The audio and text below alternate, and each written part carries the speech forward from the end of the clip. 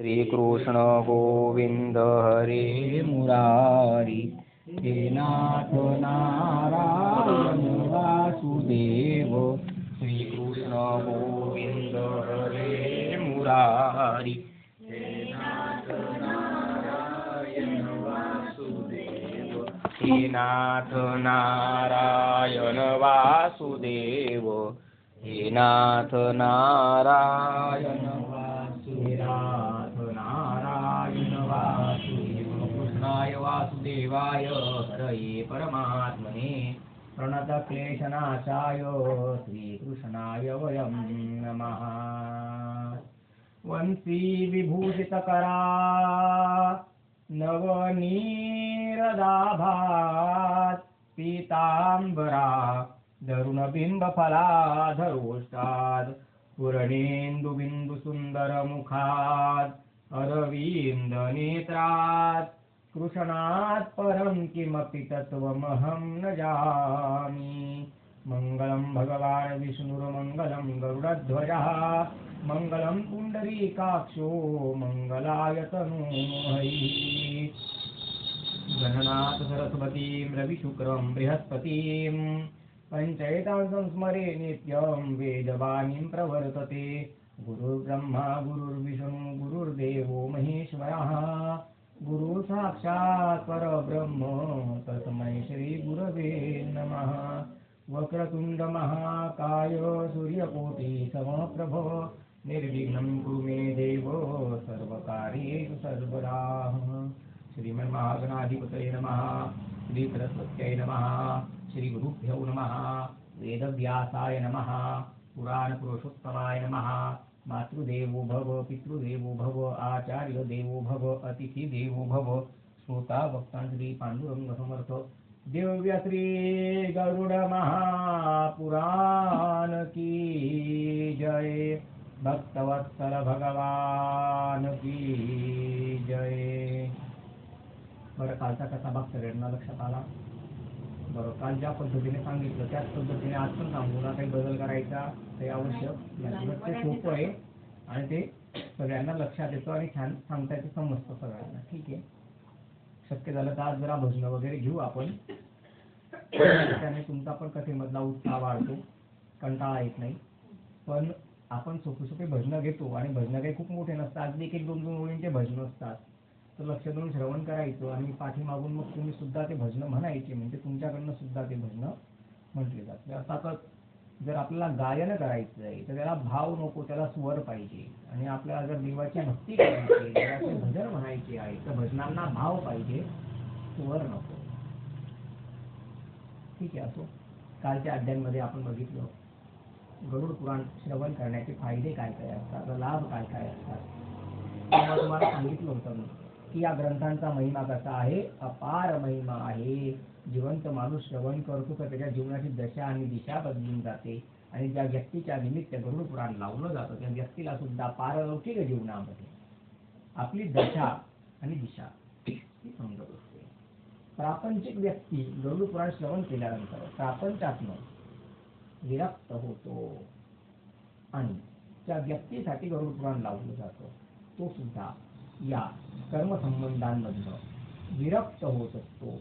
म्हणून गरुड पुराण हे परमफलदायी आहे, कारण ते या लोकातही मनुष्याला तारून नेतं आणि परलोकात सुद्धा मनुष्याला तारून नेतं. हे आपण कालच्या अध्यायांमध्ये बघितलं.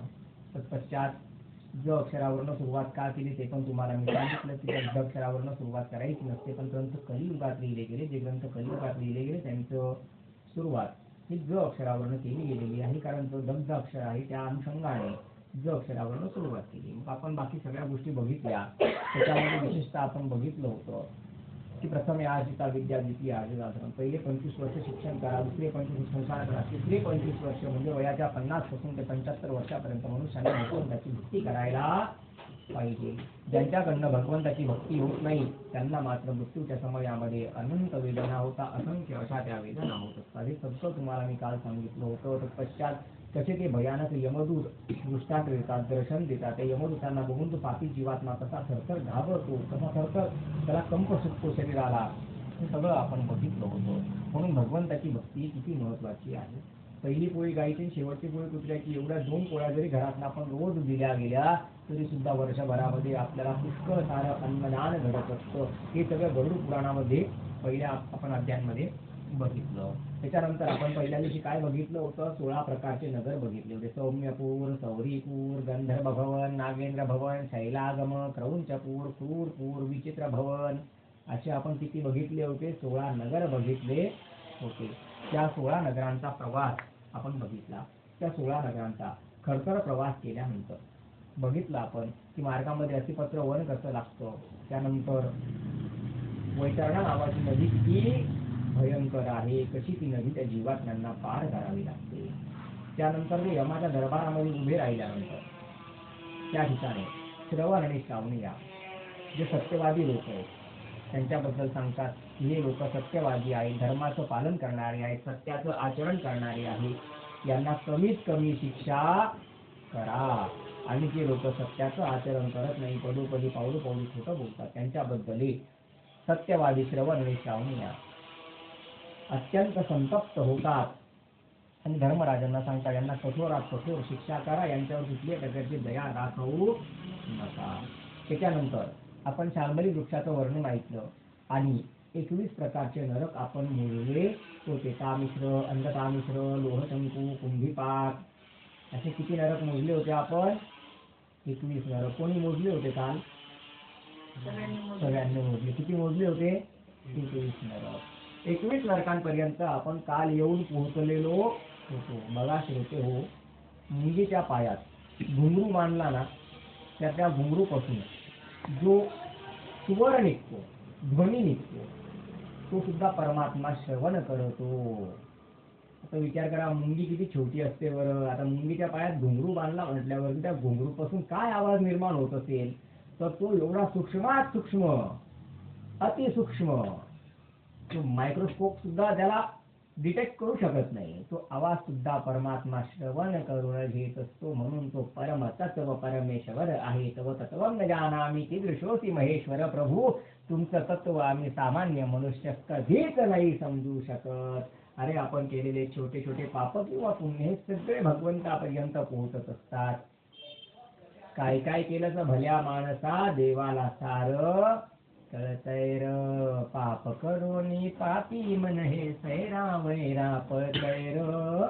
काय काय केलंस भल्या माणसा, अरे देवाला सार कळतैर. भगवंताला, त्या परमतत्व परमेश्वराला प्रत्येक गोष्ट कळत असते. सदा सर्वदा देव सन्निध आहे. देव हा सदा सर्वदा सन्निध आहे. कृपाळूपणे अल्पधारिष्य पाहे. तो प्रत्येक जीवात्म्यावरती लक्ष ठेवून असतो. तो कसा आहे? सुखानंद आनंद कैवल्य दानी. तो सुखानंद आनंद आणि कैवल्य या 3 गोष्टी देणार आहे. उपेक्षी कदा देवभक्ताभिमानी. तो कधी भक्तांची उपेक्षा करत नाही. तो सदैव भक्तांचं रक्षण करतो, भक्तांच्या हाकेला दाखवून येतो.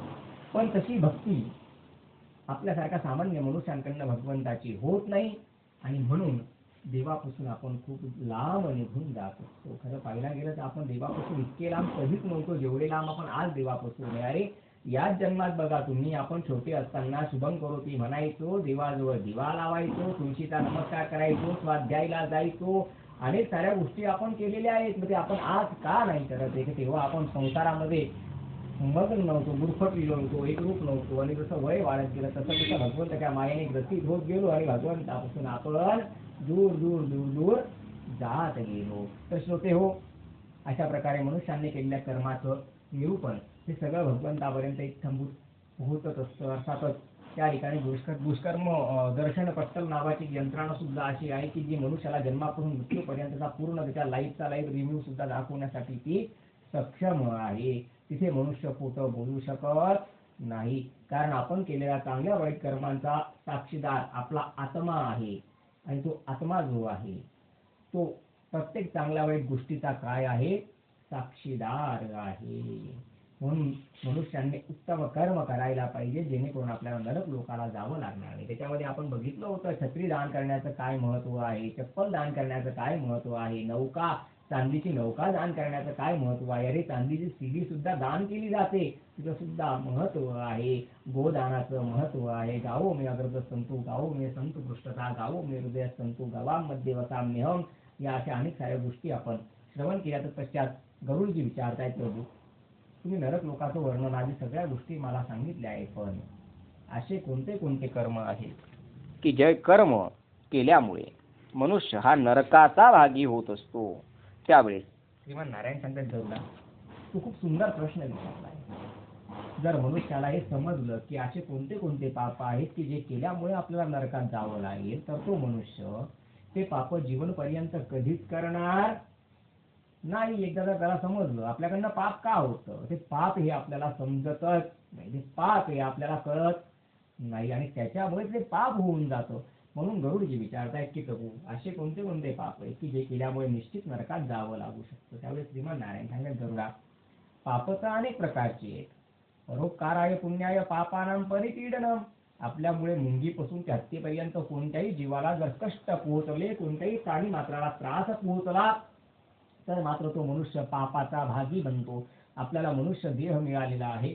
हा मनुष्य देह सगळ्यांवरती परोपकार करण्यासाठी मिळालेला आहे. सगळ्यांवरती सर्वोपकारी भव. अरे आपल्यावरती कोणी उपकार करो ना करो, आपण सगळ्यांवर उपकार करायचे, आपण परोपकारी असायचं आहे.